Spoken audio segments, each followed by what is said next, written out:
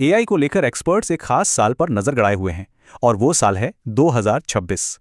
जो लोग ये सिस्टम बना रहे हैं उनका कहना है कि अब तक जो हमने देखा वो तो बस शुरुआत थी। और वो 2030 या कोई दूर का भविष्य नहीं बता रहे, वो सीधे सीधे 2026 की बात कर रहे हैं।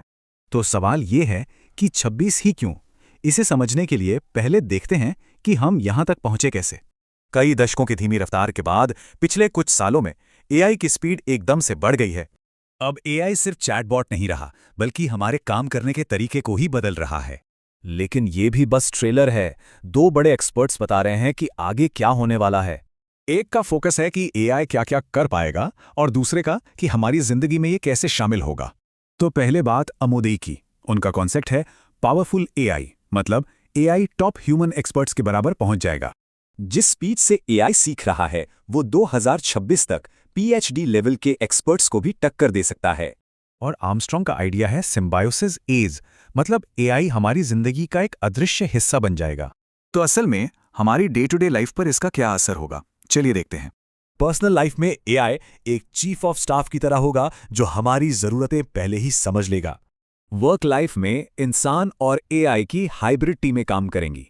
हमारा काम होगा एआई एजेंट्स को गाइड करना।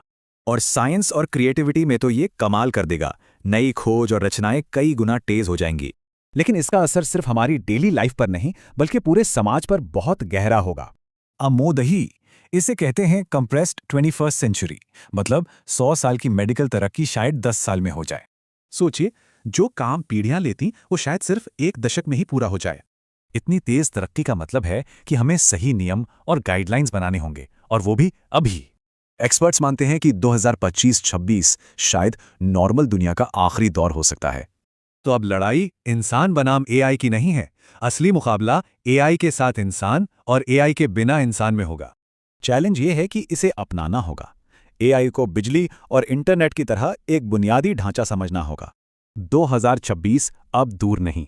अब सवाल ये नहीं कि एआई क्या कर सकता है, बल्कि ये है कि हम इससे क्या करवाएंगे।